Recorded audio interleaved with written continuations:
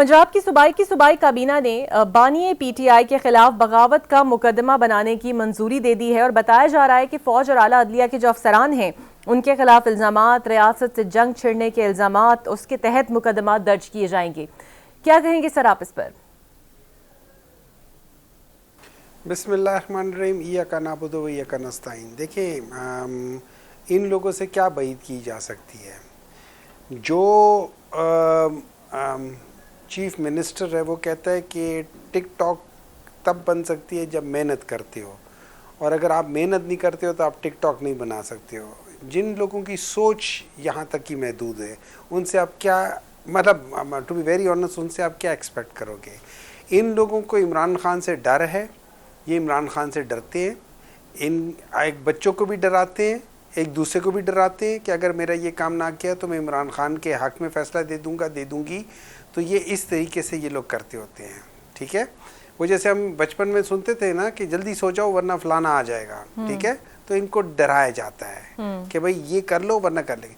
तो उस लिहाज से इनको जो कहा जाता है ये वो करते हैं। इनकी अपनी कोई वो नहीं है। आपको पता है कि आजकल शहबाज शरीफ साहब कहते हैं, मतलब वो उनको यही कहना पड़ता है कि जी कहते हैं आप लोग मुझसे क्यों गिला करते हो, ये बजट या इन कामों का, ये तो मतलब आप लोगों ने मुझे वोट ही नहीं दिया, आपने तो वोट इमरान खान को दिया था, और मैं तो वो काम करूँगा जिन लोगों ने मुझे जहाँ रखा हुआ है मैं उनकी बात मानूंगा। तो गिला किस बात का है, मतलब what else do you expect from them. ये लोग नॉन डेमोक्रेटिक तरीके से आए थे, नॉन डेमोक्रेटिक तरीके से हमेशा रहे हैं। इनकी पार्टी के जो कायद है मियां नवाज शरीफ, वो 8 या 9 प्राइम मिनिस्टर इंक्लूडिंग उनके अपने लीडर्स जो प्राइम मिनिस्टर होते थे, जैसे जुनेजो साहब थे, उनको गिराने में डायरेक्टली इनडायरेक्टली इन लोगों का हाथ है। तो ये वाहिद पॉलिटिकल पार्टी है जिन्होंने 9 मुख्तलिफ प्राइम मिनिस्टर्स को अपनी पोजीशन से हटाने में किरदार अदा किया है। अच्छा हुमायूं अहमद साहब, ये भी बताइएगा कि एक जानिब तो मुकदमात हो गए, लेकिन पीटीआई को भी गैर कानूनी जमात करार देने के लिए अब समरी मंजूर कर ली गई है, और इन सख्त फैसलों को काउंटर करने के लिए आपकी पार्टी के पास सर कोई स्ट्रैटेजी मौजूद है? देखिए, इस तरह है कि अगर मतलब एक पार्लियामेंट्री सिस्टम है, पार्लियामेंट्री सिस्टम में अगर ये लोग आके हमें गैर कानूनी वो बना देंगे या पार्टी डिक्लेयर कर देंगे, तो इन लोगों ने क्या कर लिया था जब नैब नेशनल अवामी पार्टी को इन्होंने वो डिक्लेयर कर दिया था। जब भुट्टो के साथ हुआ था तो क्या कर लिया था, कुछ भी नहीं कर लिया था। मतलब जो ये शौक पूरा करना चाहते हैं वो ये अपना शौक पूरा कर लें, जो ये करना चाहते हैं वो ये कर लें, कोई प्रॉब्लम नहीं है। हम थे, हम हैं, हम रहेंगे। ये थे, ये ख़त्म हो रहे हैं और ये ख़त्म हो जाएंगे। ये इनका आखिरी महीना है इन दोनों पॉलिटिकल पार्टीज़ का, पीपल्स पार्टी का और पीएमएलएन का। अगले महीने में जब बिल आने शुरू होंगे तो ये लोग खुद ब खुद ख़त्म हो जाएंगे। अल्लाह ताला ने इनको ख़त्म करना था, करेगा। उसकी वजह यह है कि ये इस मुल्क के लिए ये 2 पॉलिटिकल पार्टीज़ बेसिकली एक नासूर हैं।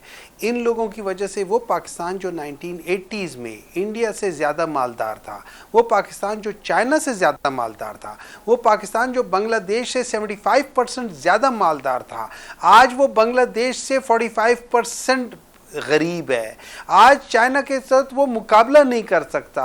आज इंडिया के जो एक उसके अंदर जो आदमी है, जो बिजनेसमैन है, उसके एसेट्स इस पूरे पाकिस्तान से ज़्यादा हैं। और उसकी वजह यह है कि हमारे जो पुराने लीडर्स थे, जो 2 पॉलिटिकल पार्टीज़ के लीडर्स थे, उनकी ग्रोथ और पाकिस्तान की ग्रोथ इन्वर्सली प्रोपोर्शनल है। इन्वर्सली प्रोपोर्शनल का मतलब मैं आवाम को समझाना चाहता हूँ कि जब पाकिस्तान नीचे जाता है ये लोग ऊपर जाते हैं, जब पाकिस्तान की ग्रोथ होती है तो ये लोग नीचे जाते हैं।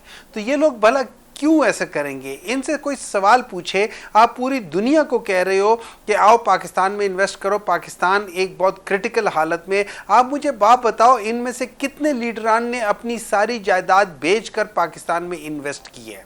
ठीक है। मैं आपको ये बता सकता हूँ इमरान खान ने अपनी सारी जायदाद पाकिस्तान में ट्रांसफ़र की है। मैं आपको ये बता सकता हूँ इमरान खान ने अपनी सारी जायदाद अपने मरने के बाद अपने इधर उधर बच्चों किसी के नाम नहीं की, उसने शौकत खानम के नाम किए, जिससे पाकिस्तान की गरीब आवाम को फ़ायदा होता है और कुछ नहीं। तो जिस शख्स को माल से मोहब्बत ही ना हो, उसने इस मुल्क के लिए सब कुछ किया, आप उसके खिलाफ इस किस्म की बात कर रहे हो। इसकी बेसिक वजह यह है कि इनकी जो कमाई का तरीका है उसने आके उसके ऊपर पांव रख दिया। बिल्कुल सही। सर ये बताइएगा कि कुफर का निजाम चल सकता है। बिल्कुल ठीक है, ये बताइएगा, बानी तहरीक इंसाफ ने कल नाराज लोगों के ग्रुप को भी मुलाकात के लिए बुलाया है। एक तो फवाद चौधरी क्या इस पे होंगे, और दूसरा ये कि दोनों तरफ से तनकीद आने के बाद मौजूदा क़यादत ने फवाद साहब से रिक्वेस्ट भी की है कि वो तनकीद से गुरेज करें। क्या ये इसमें कुछ सदाकत मौजूद है सर? देखिए, इस तरह मुझे नहीं मालूम इसमें क्या सदाकत है क्या नहीं है, मुझे उसके बारे में नहीं मालूम, तो मैं कमेंट उस पर नहीं कर सकता। लेकिन एज अ पाकिस्तान तहरीक इंसाफ का एज अ वर्कर, या जो तहरीक इंसाफ से मोहब्बत करता है या जो समझता है कि ये सही पॉलिटिकल पार्टी है, मुझे एक बात बताएं, जब मेरा एक दोस्त मुश्किल में हो या मेरे घर वाले मुश्किल में हो, मैं उस वक्त आके उनके ऊपर और तोहमतें या उनके ऊपर अपने भाई के ऊपर, चाहे जिससे मेरे ताल्लुकात ठीक ना हो लेकिन मुझे पता है ये मुश्किल में हो, उस वक्त मैं अगर उनके ऊपर ये चीज़ें कर लूँगा, एम आई हेल्पिंग देम या am I not helping them? बिल्कुल। तो ये सवाल तो थोड़ा सा फवाद चौधरी साहब को भी सोचना चाहिए कि यार ये टाइम नहीं है इन गिलों का, इन शिकवों का। अगर आपने खान साहब से कोई बात की थी, आपने इमरान खान के सामने कोई बात की थी, let him come out, he will answer all your queries. But as far as आज के वो है, ना मेरे पास इख्तियार है, ना इस वक्त मेरी नज़र में